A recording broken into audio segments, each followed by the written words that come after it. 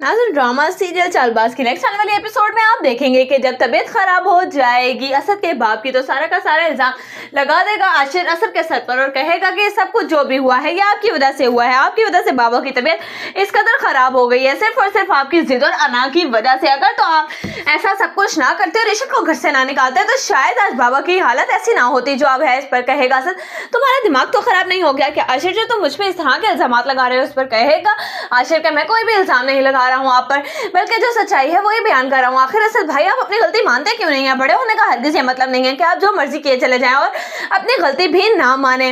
उधर आप देखेंगे कि जब ये बात पता चलेगी आशिर के चचा चची को तो आशिर के चचा बहुत ही ज्यादा परेशान हो जाएंगे। वो कहेंगे कि मुझे लगता है कि हमें फौरन भाई साहब के पास जाना चाहिए, देखा नहीं उन्होंने हमारा किस कदर मुश्किल वक्त में साथ दिया है और जब उनको हमारी जरूरत पड़ी है तो हम क्या मुंह फेर कर बैठ जाएं। उधर आप देखेंगे कि आयजा इशिल के घर वालों से कहेगी कि ये सब कुछ आप लोगों की वजह से हुआ है, जो कुछ भी हुआ है ना तो आप लोग आते और ना ही हमारे घर में इस तरह से तमाशा लगता, जो कुछ भी हो रहा था हमारे घर में उसे होने देते, लेकिन आप लोगों को तो अपनी बेटी का हर वक्त साथ देने के लिए यहाँ पर पहुंचना ही होता है। उधर आप देखेंगे कि जब असद इशिल से कहेगा कि तुम्हें किसने कहा है अपने घर की छोटी छोटी बात अपने घर वालों को बताने को, तो फिर इस पर कहेगी इशिल के मैंने कुछ भी नहीं बताया है अपने मॉम एंड डैड को। मुझे लगता है कि शायद आपको जरूर कोई ना कोई गलतफहमी हो रही है, मैं क्यों बताऊंगी आखिर उनको।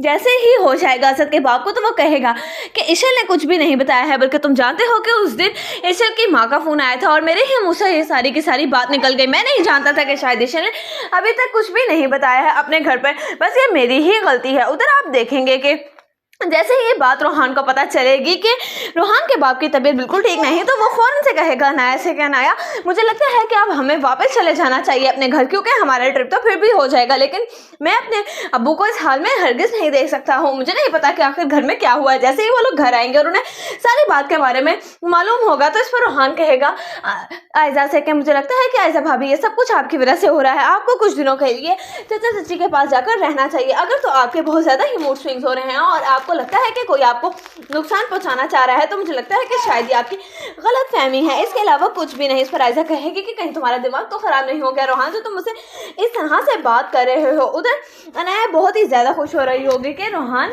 आखिरकार अपनी भाभी के सामने आकर खड़ा हो ही गया।